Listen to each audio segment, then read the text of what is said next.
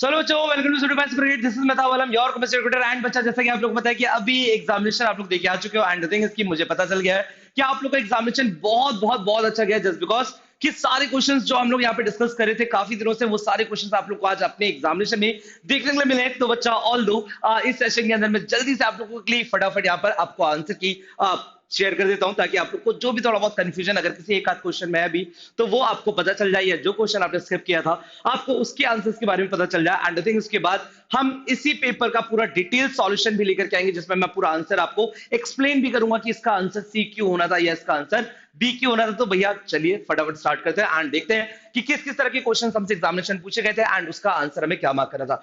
तो पहला क्वेश्चन हमें यहाँ पे दिख रहा है बच्चों, पहला क्वेश्चन हमें क्या मिल रहा है, यानी डैश डिफिक्स व्हाट हैज एक्चुअली हैपेंड। तो बच्चा, ऑल दो जो एक्चुअली में हैपन होने वाला, यानी दो चीज आपने पढ़ी हुई है एंड आई थिंक इसकी एक्चुअल प्लान एंड कहीं ना कहीं एक्चुअल की बात हो रही है। तो एक्चुअल में हमेशा क्या आ जाएगा भाई, एक्सपोज आ जाएगा, यानी कि सर ए सॉरी बी ऑप्शन हो जाएगा यहाँ पर। एंड अगर हम नेक्स्ट क्वेश्चन की बात करें, the value of investment reply is 5 and the increase income is 800 crore and economy, then find the value of change in income। तो बच्चा यहाँ पे आप लोग ने इनकम को फाइंड आउट किया होगा और आपका आंसर कितना निकल के आ रहा होगा, 160 सीआर आप लोग का आंसर निकल कर रहा है। यानी कि सेकंड क्वेश्चन का ऑप्शन क्या हो जाएगा, सेकंड क्वेश्चन का ऑप्शन हो जाएगा ऑप्शन डी, करेक्ट। तो चलिए अब अगर अपन यहाँ पे नेक्स्ट क्वेश्चन की बात करें बच्चा, नेक्स्ट क्वेश्चन की बात करें तो which of the following statement are true, इनमें से कौन सा स्टेटमेंट ट्रू है। तो जब आपने सारे ही स्टेटमेंट्स को पढ़े होंगे, यहाँ पर हमारे पास कुछ ऑप्शंस अवेलेबल था, तो हम लोग यहाँ पे क्या ऑप्शन को मार्क करेंगे बच्चा। तो ऑल दो हमने जब पढ़ा तो हमें पता चल गया कि यहाँ पर सिर्फ और सिर्फ A D and E option सही है। तो इसका मतलब सिंपल सा थॉट है भाई, आप लोग ने उसका ऑप्शन क्या मार्क किया होगा, ऑप्शन 4 को मार्क किया होगा। एंड आपने मूव करेंगे नेक्स्ट क्वेश्चन पे। तो भैया एक क्वेश्चन जो काफी ज्यादा कंफ्यूज कर रहा है, एंड जैसे ही बच्चे बाहर आए थे एग्जाम में, वैसे ही उन्होंने कुछ बच्चों ने डिस्कशन करना चालू कर दिया था कि यार ये वाला पैराडॉक्स ऑफ थ्रिफ्ट का जो आंसर है वो क्या होगा। तो हमने थोड़े दिन पहले यहाँ पे एक मॉक टेस्ट डिस्कस किया था, जैसे कि आप लोगों को पता है कि हम कंटिन्यूसली मॉक टेस्ट यहाँ पे करवा रहे थे, उसमें डायरेक्ट सेम क्वेश्चन यहाँ पे मैंने करवाया था। और इसका आंसर, अगर आप लोग कंफ्यूजन है तो इसका आंसर ऑप्शन डी होगा। अगर आपने डी ऑप्शन मार्क किया, बिल्कुल सही क्वेश्चन आप लोग का गया होगा, करेक्ट। अगर हम ऑप्शन क्वेश्चन नंबर 5 की बात करें, अगर हम क्वेश्चन नंबर 5 की बात करें बच्चा, तो क्वेश्चन नंबर 5 में मैथ्स का कॉलम वाले क्वेश्चन है, जिसकी प्रैक्टिस हमने काफी ज्यादा की थी अपने प्रिपरेशन जर्नी में। तो यहाँ पे जो आप लोग को आंसर देखने मिला होगा बच्चा, यहाँ पे आपका आंसर क्या होगा, बैंक रेट है, मार्जिनल फैसिलिटी है, रेपो रेट है, रिवर्स रेपो रेट है बच्चा। तो ऑल तो बहुत इजी क्वेश्चन था एंड इस क्वेश्चन का आंसर आप लोग ने बी ऑप्शन को मार्क किया होगा। एंड बी ऑप्शन को मार्क करने के बाद आपने जब नेक्स्ट क्वेश्चन पढ़ा होगा, यानी कि विच of the following is not a function of central bank. अब यहाँ पे सेंट्रल बैंक का कौन सा वाला फंक्शन नहीं है भाई, अगर ये क्वेश्चन की बात करें अपन, तो भाई आप लोग ने क्या मार्क किया, चलिए बताइए, आप लोग ने भी वही आंसर मार्क किया होगा ना। 100% इजी क्वेश्चन था, तो यहाँ पे बहुत ज्यादा कंफ्यूजन नहीं गया होगा।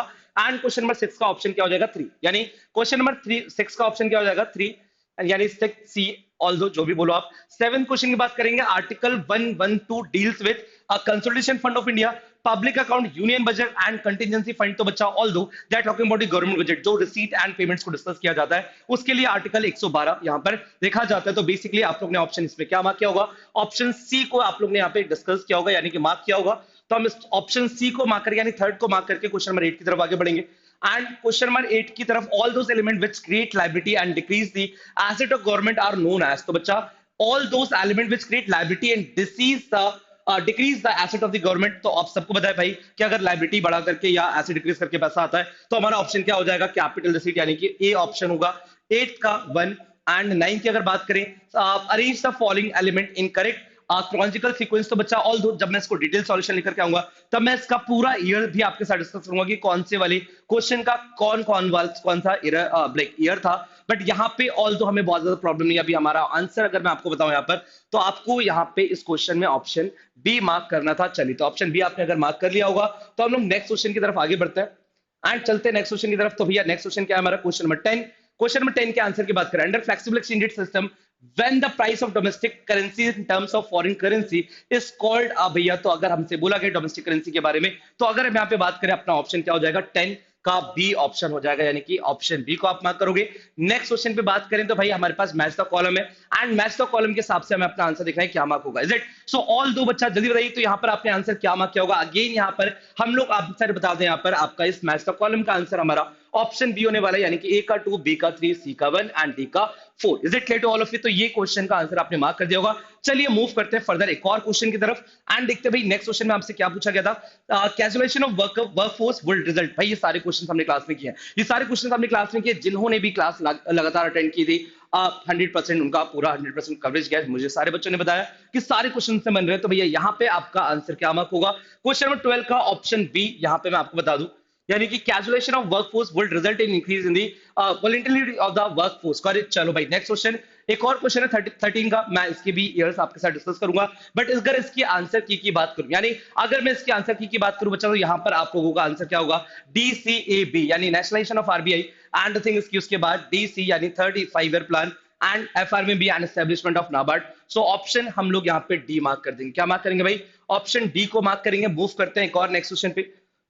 Okay, so dash implies that resources extractions is not above the regeneration of the resources and the, ठीक है। तो भैया ऑब्वियस है कि अगर आप रीजनरेट नहीं हो रहा है तो हमारा आंसर क्या मार्क किया होगा आपने? 14 का 1 मार्क किया होगा। नेक्स्ट क्वेश्चन पे चलते हैं। Government of India right of education किस ग्रुप के लिए? तो भाई ऑल दो हमने पढ़ा हुआ है इसको भी, तो कोई प्रॉब्लम नहीं है। आपका 15 का 3 ऑप्शन रहेगा। Got it. नेक्स्ट क्वेश्चन पे चलते हैं हम लोग, देखते हैं 16 पे क्वेश्चन क्या पूछा गया था। Following as the source of electricity generation in India, arrange the correct sequence on the basis of total power. So although यहाँ पे अगर nuclear, thermal and new and renewable energy और हाइड्रो की बात की गई है, सो ऑल दो यहाँ पे हमारा ऑप्शन क्या हो जाएगा? यहाँ पर हमारा सिंपल है भाई, कंटिन्यूसली ABCD के फॉर्म में दिया हुआ है, तो कोई टेंशन वाली बात ही नहीं है। तो ऑप्शन 1 को हम मार्क करके मूव कर देंगे फर्दर नेक्स्ट क्वेश्चन पे। Arrange the following item in correct sequence. तो भैया कॉम्पिटिशन एक फैमैक, फेरैक, एमाटिपेक, जैसा मैंने आपको बोला डिटेल सॉल्यूशन में जस्ट लेकर के आ रहा हूं थोड़ी देर में, एंड उसी में डिटेल सॉल्यूशन में सारे ही ईयर्स के बारे में यहाँ पर बात करने वाला हूं बच्चा। तो आप मुझे बताइए जल्दी से यहाँ पे इसका आंसर आप लोगों ने क्या मार्क किया होगा? तो अपना आंसर बेसिकली सिंपल सा थॉट है, DCBA यानी कि सी ऑप्शन हमारा यहाँ पे हमने मार्क किया है। हमने इसको अरेंज करने के लिए क्या ऑप्शन मार्क किया है? सी ऑप्शन को मार्क किया है, तो हम डिटेल सॉल्यूशंस लेकर के आएंगे। द ग्रेट लीप फॉरवर्ड सबसे इजी क्वेश्चन भैया, इसका क्वेश्चन 3 यानी कि ग्रेट लीप फॉरवर्ड आप सबको पता है 1958। करेक्ट। तो 18 का क्या हो जाएगा? 18 का हो जाएगा 3 एंड 19 पे चलते हैं। तो 19 का यहाँ पर हमारे पास अगेन एक मैच का कॉलम है एंड मैच का कॉलम है, तो भाई इसमें आप लोगों ने अगर अपना आंसर मार्क किया होगा तो क्या आंसर मार्क किया होगा जल्दी बताइए। तो आपने बोला सर बेसिकली यहाँ पर हमारे पास जो सारे ऑप्शंस दिख रहे हैं, ए का बी, ए मतलब 1 2 3 4 सारे ही दिख रहे हैं, तो यहाँ पर आप लोगों के आंसर्स क्या रहे होंगे मुझे जल्दी से बता दीजिए। तो आपने बोला सर अगेन अगर हम यहाँ पे बात करें ग्रेट लीप फॉरवर्ड है एंड इंट्रोड्यूस दी, तो भैया ग्रेट लीप फॉरवर्ड ए का 2 सबसे पहले दिख रहा है, यानी कि अगेन यहाँ पे हमारा क्या हो जाएगा? ऑप्शन बी यहाँ पर आंसर हो जाएगा।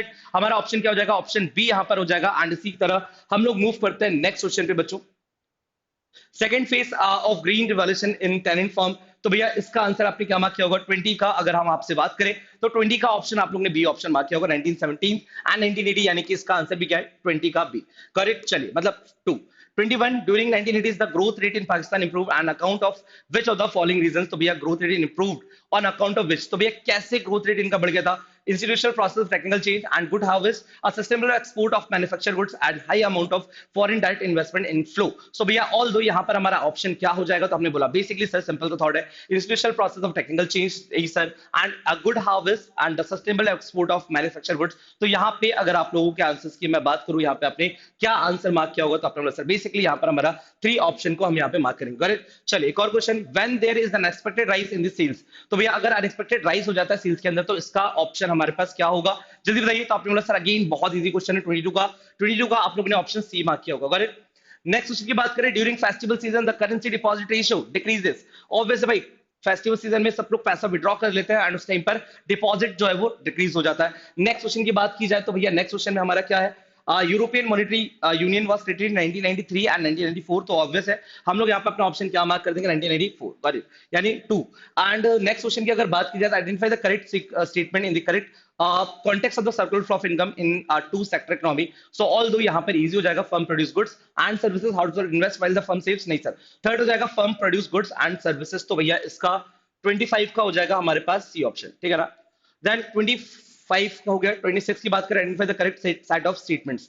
तो expected saving represent what is actually have to plan to save. तो ऑल दो यहाँ पे हमारा एक्सपोर्ट सेविंग्स आ जाएगा, डिपेंड्स। तो सी ऑप्शन को हमने मार्क किया। 26 का ऑप्शन क्या हो जाएगा भाई हमारे पास? 26 ऑप्शन हो जाएगा हमारे यहाँ पे बी या सी। तो जल्दी बताइए। तो आप लोग सर बेसिकली 26 की अगर हम बात करें, the correct set of statement export saving या सिंपल है एक्सेंट पोस्ट। तो भैया ऑल दो हमारे पास सी है, यानी कि सिंपल सी बात है ए और बी, ए और सी। तो ऑप्शन बी मार्क हो जाएगा। क्या हो जाएगा?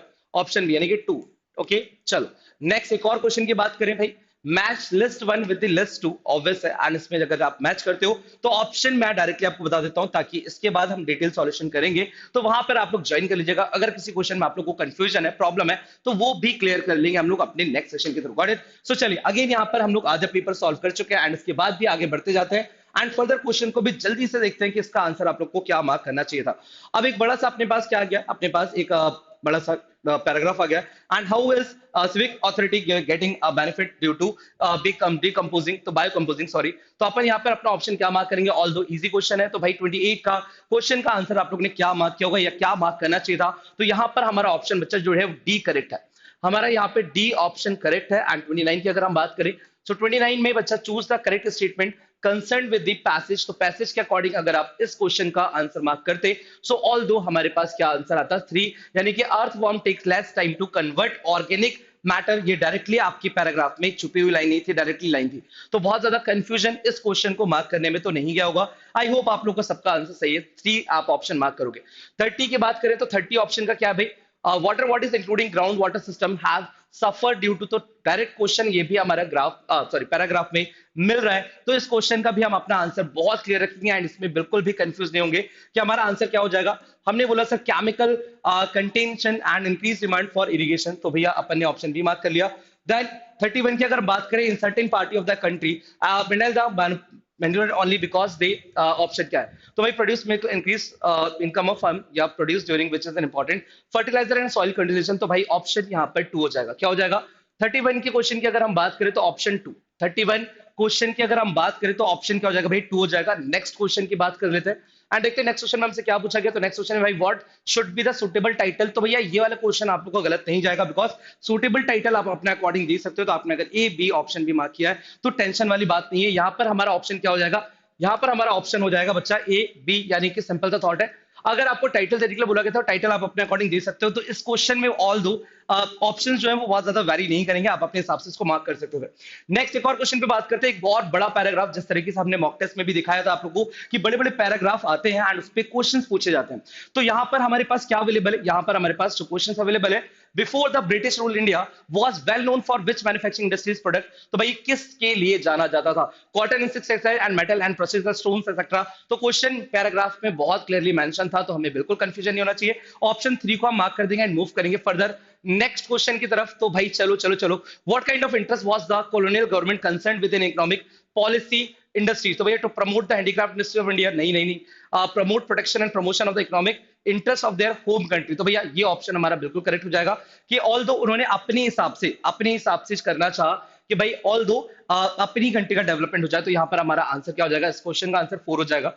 नेक्स्ट एक और क्वेश्चन 35, चूज द इकोनॉमिक, तो भैया डायरेक्ट क्वेश्चन आ रहा है, डायरेक्ट क्वेश्चन में कोई कंफ्यूजन ही नहीं है। अगर they are talking about India income and per capital income, अगर इसके बारे में बात हो रही तो इसके लिए जो हमारे थे, हमने डायरेक्टली क्वेश्चंस किया हुआ था क्लास में, and Dadabhai Naoroji, William WD film and VK RV Rao and RV जाई। तो यहाँ पर हमारा ऑप्शन क्या हो जाएगा 35 का हो जाएगा 2, 35 का क्या हो जाएगा ऑप्शन भाई 35 का ऑप्शन 2 हो जाएगा। नेक्स्ट क्वेश्चन की अगर हम बात करें, what was the country's growth of aggregate real output during the first half of the 20th century, तो अगेन यहाँ पे बहुत अच्छा क्वेश्चन है भाई, बहुत बहुत बहुत अच्छा क्वेश्चन है एंड इसमें मुझे लगता है कोई भी कंफ्यूजन होना चाहिए। तो अपन यहाँ पे क्या मार्क करेंगे 36 का 4 ऑप्शन हम यहाँ पे मार्क करेंगे एंड मूव कर देंगे फर्दर नेक्स्ट क्वेश्चन तरफ। Is it? तो 37 की बात करते हैं भाई, 37 की बात करते हैं। तो 37 में क्या है, देखते हैं 37 हमसे क्या पूछा गया भाई। तो 37 है, according to the passage which of the following statement was true about the Indian industrial product, तो भाई इस क्वेश्चन का आंसर आप लोग को क्या मार्क करना था 37 का, आपको 3 ऑप्शन मार्क करना था। क्या मार्क करना था भाई 3 ऑप्शन मार्क करना था। नेक्स्ट क्वेश्चन में मूव करते हैं एंड देखते हैं और 38 वाला, dash is a market where economic agents are, तो भैया बहुत सारे बच्चे परेशान थे मार्केट पे क्वेश्चन आएंगे कि नहीं। तो भैया ऑल दो एक दो क्वेश्चन मैंने आप लोग को बोला था कि आने के चांसेस पूरे हैं एंड इसी टाइप के क्वेश्चन मैंने आपको क्लास में भी करवाए थे। तो वो क्वेश्चन आज हमें यहाँ पे देखने मिल रहा है, यहाँ पे मार्केट इकोनॉमी आ जाएगा। यहाँ पे बहुत डायरेक्ट क्वेश्चन था, बहुत ज्यादा कंफ्यूजन इसके अंदर नहीं होना चाहिए। यहाँ पे डायरेक्ट क्वेश्चन है एंड ये ऑप्शन हम मार्क कर देंगे यानी कि 1। Okay next question 39, which of the following are correct statements, इनमें से कौन सा स्टेटमेंट करेक्ट है भाई। तो सारे स्टेटमेंट्स को पढ़ने के बाद मैंने यहाँ पर जो आपका आंसर निकाला है एंड आप लोग को भी जो आंसर मार्क करना था वो है ए सी ई। तो अपने पास क्या ऑप्शन हो जाएगा भाई, बी ऑप्शन यहाँ पर आपको मार्क करना था यानी कि 2। क्या ऑप्शन मार्क करना था भाई, आप लोग को ऑप्शन नंबर यहाँ पर 2 मार्क करना था। आई होप आप लोगों ने सबने मार्क कर दिया होगा एंड थिंग्स की अगर आपने मार्क कर दिया है तो मूव करते हैं फर्दर नेक्स्ट क्वेश्चन पे।